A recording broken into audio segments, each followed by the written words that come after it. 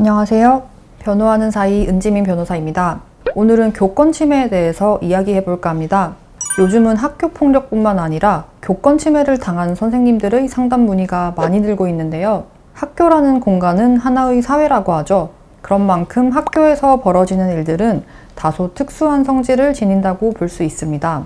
예전에는 학교가 약간 치외법권 지역인 것처럼 생각되기도 했던 것 같아요. 아무래도 지금보다는 훨씬 선생님들의 권위가 강하기도 했죠. 제가 학교 다닐 때를 생각해보면 체벌이 굉장히 많았습니다. 지금 학생들은 상상도 못할 것 같은데요. 일단 학생주임 선생님 같은 분들이 공공연하게 매를 들고 다녔고 학생들에게 상습적으로 욕설도 하고 체벌이 일상적이었습니다. 저도 아직까지 기억나는 게 초등학교 2학년 때 담임 선생님이 매주 시조를 하나씩 외우게 하고 틀리면 당구 큐대로 손바닥을 때렸거든요. 그렇게 맞으면서 외운 시조는 거의 30년이 지난 지금까지도 줄줄 외우고 있기는 한데요.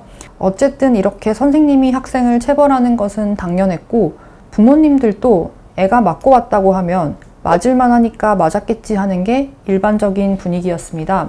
물론 그때도 반항적인 학생들은 대들다가 엎드려 뻗쳐하고 두들겨 맞고 그랬는데요. 그런데 요즘은 상황이 매우 다르죠. 이제는 선생님이 학생들에게도 폭행당하는 경우가 있고 심지어 학부모가 선생님을 때리고 하는 경우도 많이 있습니다. 그래서 교권이 붕괴되었다는 뉴스도 심심찮게 나오고 이런 상황을 견디다 못해서 극단적인 선택을 하는 경우도 종종 있는 것 같습니다. 그렇다면 지금 문제가 되는 이 교권 침해라는 것은 도대체 어떤 현상을 말하는 걸까요? 흔히 알려진 선생님에 대한 폭행, 모욕 등이 있겠는데요. 정확한 개념을 말씀드리자면 교권 침해란 학생이나 학부모가 교육 활동을 하고 있는 교사에게 형법상 상해, 폭행, 협박, 명예훼손, 모욕 등의 행위를 하거나 성폭력 범죄 또는 불안감 조성 등의 행위를 하는 것을 의미합니다. 예를 들어 수업을 하는 중에 학생이 선생님을 조롱하는 발언을 하거나 학부모가 교실에 쳐들어와서 선생님을 무릎 꿇리고 우리 애한테 사과해라 라고 하는 것은 교권 침해 중 모욕이나 명예훼손에 해당합니다. 선생님을 때리거나 밀치는 것은 교권 침해 중 폭행, 상해 이런 것에 해당할 거고요. 선생님 카톡이나 문자, 전화로 반복적으로 연락해서 네가 그러고도 선생이냐, 가만두지 않겠다, 선생질 못하게 해주겠다 이런 이야기를 하는 것은 교권 침해 중 불안감 조성에 해당하는 행위겠죠. 가끔 뉴스에 나오기도 하는데요. 학생이 선생님의 신체 부위를 특정해서 촬영하는 사건이 종종 있었죠. 이런 행위는 교권 침해 중 성폭력 범죄에 해당할 수 있습니다. 이처럼 교권 침해는 그 양상이 다양한데요. 교권 침해를 당한 선생님이 학생이나 학부모를 신고하게 되면 이 피해자인 선생님에 대한 보호 조치와 가해자인 학생, 학부모에 대한 선도 조치가 함께 내려집니다.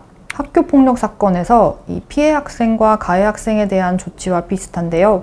피해자인 선생님에 대한 보호 조치는 일단 학생, 학부모와 분리해서 요양할 수 있도록 병가를 주거나 심리치료를 받게 해주는 게 있고요.